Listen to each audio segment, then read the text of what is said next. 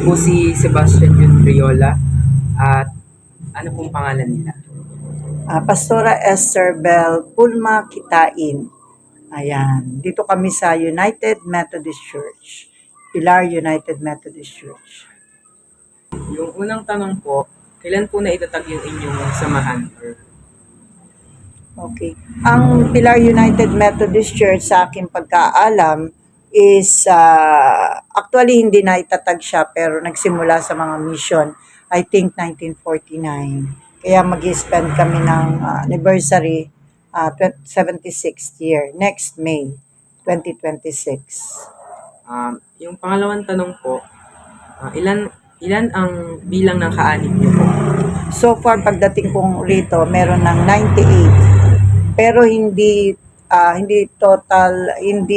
full member sila. Magkasama yung full member tsaka baptized member and constituency roll. Yung pangatlong tanong naman po, ano ang pinakamahalagang misyon at bisyon ng inyong relihiyon? Okay, ang Pilar United Methodist Church o United Methodist Church ay lagi silang nakaangkla sa mission ng United Methodist Church ng pangkabuuan. Tinatalakay ito sa Matthew 28:19-20. Pumayo kayo, gawin ninyong alagad ko ang lahat ng bansa, turuan silang sumunod sa lahat ng ipinag-uutos ng ating Panginoon. Bautismohan sila sa pangalan ng Ama, ng Anak at ng Espiritu Santo. Tandaan, laging kasama natin ang ating Panginoong Hesus. Doon po nakabatay palagi yung salvation ng ating Panginoon. Yung para naman po sa pang-apat na tanong, ano ang dakilang turo ng inyong pananampalataya? Dakilang turo ng pananampalataya, ito po yung kung paano tayo mananampalatayang tunay at ganap sa ating Panginoong Hesukristo na nagbigay sa atin ng kaligtasan. At doon po kami lagi nakaangkla, ang kaligtasan ng ating Panginoon. Salvation. Yung huling tanong po ay, ano po yung mga ipinagbabawal sa inyong relihiyon? Yan. Maraming bawal dito, higit sa lahat, yung paggawa ng kasalanan. Opo. Kaya lang minsan ng mga tao nga, talaga matigas ang ulo. Pero hanggat maaari, lahat ng mga bagay na hindi mabuti, so kailangan maging mas maayos ang lahat sa harapan ng Panginoon. Yun lang naman po lahat ng tanong. Thank you po.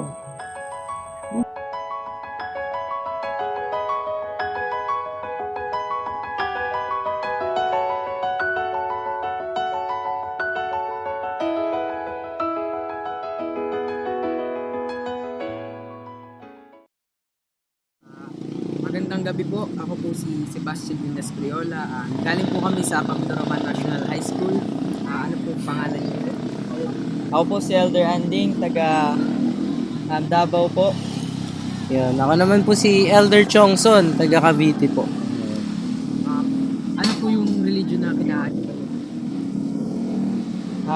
Kami po ay mga membro po sa simbahan ng Jesucristo ng mga banal sa huling araw. Ayun. At kami po ay mga missionaries, no? O mga misyonaryo. Kami po ang layunin namin pahayag sa mga tao, no? Magturo sa mga tao patungkol kay Jesucristo. Kaya po elder yung tawag sa amin.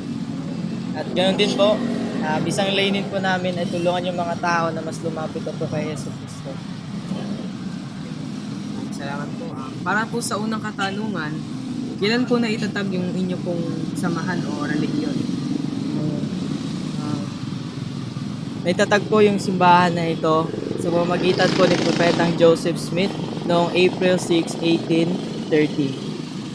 Ayun. Pero yung aming simbahan, pinanawala namin na ang totoong founder nito ay si Jesucristo. No? Nakasulat sa aming simbahan na The Church of Jesus Christ. Ibig sabihin, si Jesus Christ yung founder. At si Propetang Joseph Smith, siya lang po yung nagpanumbalik ng simbahan na ito noong 1830. Para naman po sa ikalawang katanungan, ilan po yung bilang ng kaanib niyo po sa inyong pong simbahan?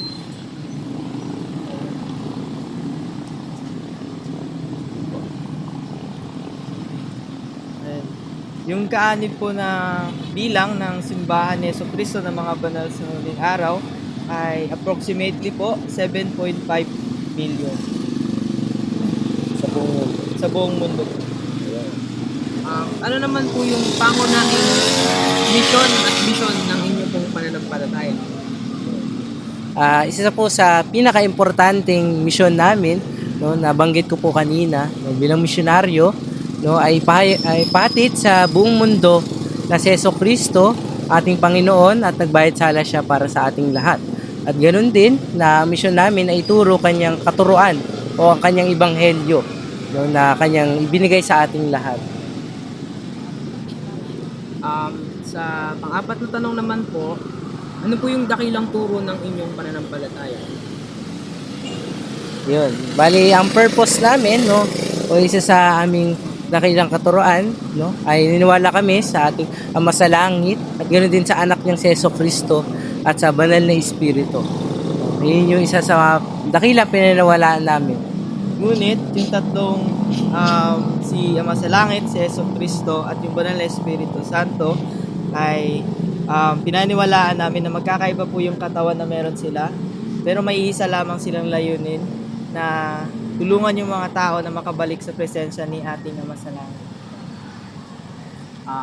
Ano naman po yung ikalima at huling katanungan po, ano ang mga ipinagbabawal sa inyong relihiyon?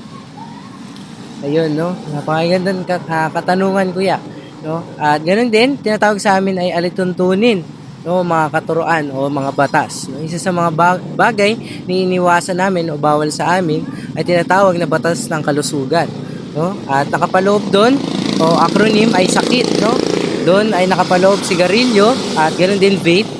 No? Yung A, alak, at yung K, kape, at ganoon din illegal na droga, at ganoon din yung T ay tsaa. No? Marahil unti lang nakakaalam nun. Pero yung batas ng kalusugan, hindi lang siya nakapaloob dun sa mga substance na yon, no? Ganoon din sa pag-aalaga sa ating katawan. Dahil niniwala kami yung katawan natin, templo siya ng Diyos. Kaya lahat ng mga bagay na nakakasama sa ating kalusugan, ay dapat nating iwasan. Maraming salamat po sa